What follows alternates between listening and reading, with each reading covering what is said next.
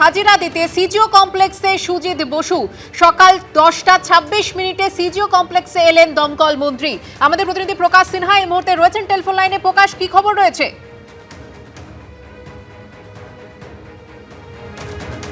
কোর্টের নির্দেশ ছিল যে 10:30টার সময় তিনি ইডি দপ্তরে হাজিরা দেবেন এবং ঠিক 4 মিনিট আগে 10:26 আমরা দেখলাম সুজিত বসু তিনি সিজিও কমপ্লেক্সের ইডি দপ্তরে এসে পৌঁছেছেন। সঙ্গে রয়েছেন সুজিত বসুর ছেলে সমুদ্র বসু এবং 2 আইনজীবী। আমরা দেখলাম তিনি প্রবেশ করেছেন। তাকে জিজ্ঞাসাবাদের প্রক্রিয়া আর কিছুক্ষণের মধ্যেই শুরু হবে, কিন্তু এর আগে তাকে 3 বার নোটিশ পাঠানো হয়েছিল। আমি পার্থকে বলবো, ইডির ছবি দেখাতে তুমি দেখতে পাচ্ছ এই সিজিও কমপ্লেক্সের 7 তলায় ইডির যে দপ্তর রয়েছে এই মুহূর্তে কিন্তু সুজিত বোসকে বসিয়ে রাখা হয়েছে।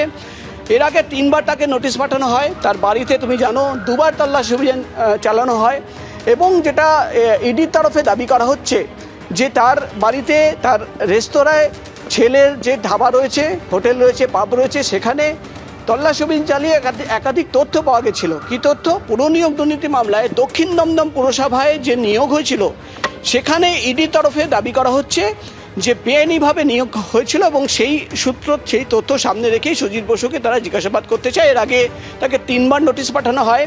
তিনি বারবার ইডি আধিকারিকদের জানান যে তিনি নির্বাচনের কাজের জন্য ব্যস্ত রয়েছেন। বিধাননগরের তিনি তৃণমূল কংগ্রেসের ক্যান্ডিডেট, তাকে এভাবে হ্যারেস কেন করা হচ্ছে তিনি প্রশ্ন তুলেছিলেন। এবং তৃতীয় নোটিশ পাওয়ার পর সুজিত বসু হাইকোর্টে পৌঁছে গেছিলেন। হাইকোর্টের নির্দেশ ছিল যে নির্বাচনের ঠিক পরের দিন, অর্থাৎ আজকে 1 মে তিনি হাজিরা দেবেন সকাল 10:30 নাগাদ। তিনি ইতিমধ্যে এসে পৌঁছেছেন।